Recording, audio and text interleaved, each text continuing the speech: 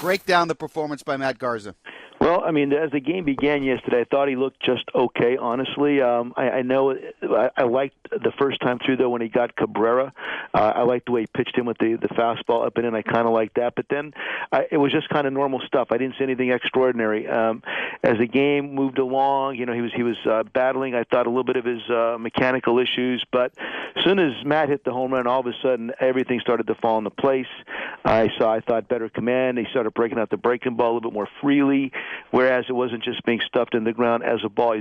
He was able to throw it for a strike where he wanted to. And then just kind of the confidence thing started to come on. So as the game was in progress, I thought he kept getting better and better. I think our gun was off last night. I saw a lot of 91s on our gun out in center field, and I really believe he was throwing harder than that just based on the swings by the hitters last night. So we may have had a little mechanical flaw here last night too, but he kept getting better as game was in progress.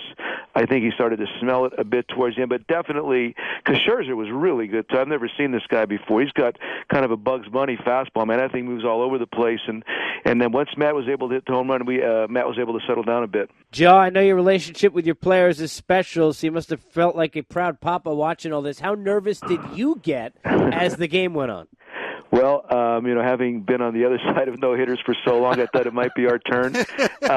And not necessarily nervous. I was kind of focused. Of course, if the no-hitter goes away, not wanting him to throw too many pitches, then you have to jump into the bullpen. So I was thinking about that a little bit as it went along. But it seemed by about once it got into the seventh through the eighth there, it looked like he was really settling in well. A little bit of nervousness. The heart pounds a little bit more loudly. I could actually hear it myself, I thought. But I'll tell you the part I really enjoyed. I was telling one of the coaches, I came in here early today, but the scrum on the field where everybody took their turn to give him a hug. And I really enjoyed watching that. That really, I thought spoke well of how we are as a group.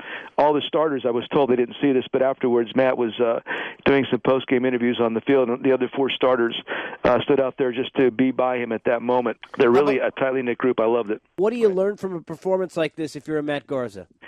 I like to believe that you learn to trust your stuff more than anything. I mean, a lot of times when you get young pitchers with good arms and with great stuff, and they want to go out there, they want to attempt to avoid contact, strike everybody out, make the next breaking ball better than the previous one, as opposed to just trusting your stuff, make good pitches, and permit your defense to play.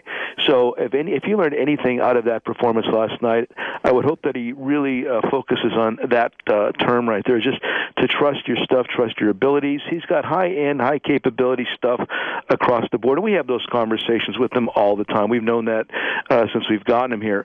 But to take it out into the game, and regardless of the kind of success you have in the past, just to trust your abilities, work the process, you get together with the catcher, one pitch at a time. All that stuff really does matter, and when you do that, you end up throwing a no-hitter.